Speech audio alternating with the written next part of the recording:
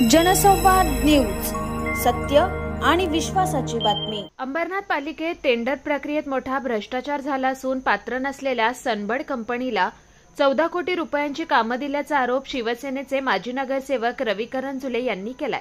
तसंच पालिका अधिकारी आणि सनबर्ड कंपनीवर कारवाईच्या मागणीसाठी त्यांनी आमरण उपोषण सुरू केलंय। त्यांच्या या उपोषणाला अंबरनाथचे शिवसेना आमदार डॉक्टर बालाजी किणीकर यांनीही पाठिंबा दिलाय, तर सनबर्ड कंपनीने मात्र हे सगळे आरोप फेटाळले। अंबरनाथ पालिकेनं नगरोत्थान योजनेतून मंजूर झालेल्या 14 कोटी रुपयांच्या 6 कामांसाठी निविदा प्रक्रिया राबवली।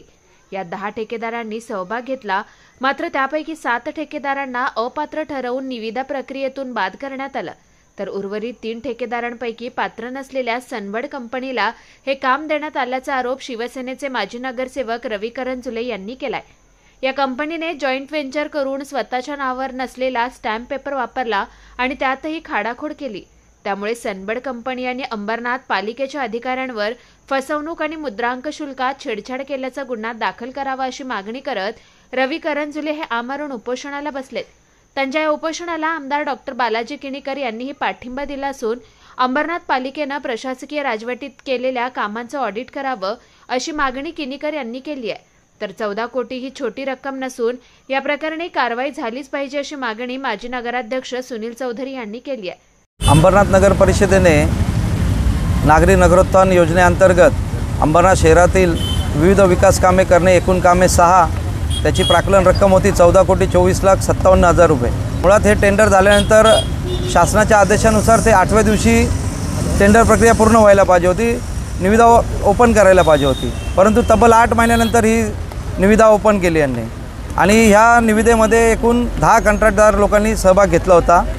त्याच्यापैकी 7 निविदाधारकांना यांनी परस्पर कुठल्याही पूर्वसूचना न देता त्यांची निविदा बाद केलेली आहे आणि हे टेंडर त्यांनी मॅनेज करून Sunbird multi ventures private limited Ambernath या कंपनीला त्यांनी अंधन म्हणून दिलेलं आहे। जे अटी आणि शर्ती जे होते ह्या टेंडरमध्ये हा त्यामध्ये बसतच नाही, फक्त संगनमत करून आणि भ्रष्ट मार्गाने त्याला हे टेंडर मिळण्यासाठी अंबरनाथ नगरपालिकेच्या निविदा समितीने जाणून बुजून हे सर्व कृत्य केलेले आहे। सनबर्ड मल्टी व्हेंचर्स या कंपनीच्या मालकानं जॉईंट व्हेंचर केलेला आहे एका कंपनीशी आणि तो जो स्टॅम्प पेपर जो वापरला होता 500 रुपयाचा त्याच्यावरती त्यांनी खाडाखोड केलेली आहे। कंपनीच्या नावाचा तर मुळात तो स्टॅम्प पेपर नव्हताच, परंतु ज्या नावानं तो इश्यू झाला होता त्यावरती त्यांनी खाडाखोड केलेली आहे आणि अंबरनाथ नगरपालिकेची फसवणूक केलेली आहे। त्याच्यावरती एक फसवणुकीचा एक गुन्हा दाखल व्हायला पाहिजे आणि मुद्रांक शुल्क ॲक्टनुसार त्याच्यावरती संबंधित स्टॅम्प पेपरवरती खाडाखोड केल्याचा एक गुन्हा, गंभीर गुन्हा दाखल व्हायला पाहिजे। 14 कोटी मोठी रक्कम आहे, ही 100% रक्कम कोणाच्या तरी फायद्यासाठी हे करण्याचा घाट आहे हे त्यांनी याच्यामध्ये नमूद केलेलं आहे। त्याची 300-350 कागदपत्रे त्यांनी जोडलेली आहेत आणि त्यांनी याचबरोबर चौकशी करण्याबरोबर याची आर्थिक गुन्हे प्रकटीकरण शाखा, मुद्रांक ॲक्ट आणि गुन्हा दाखल करण्याची त्यांनी प्रशासनाला त्यांनी एक अर्ज त्यांनी केलेला आहे। संबंधित जे काही ठेकेदार आहेत, संबंधित जे काही अधिकारी आहेत त्याच्यावरती गुन्हा दाखल होणं गरजेचं आहे, कारण का हा लोकांचा पैसा आहे आणि तो लोकांच्या हितानं कामासाठी लागला पाहिजे।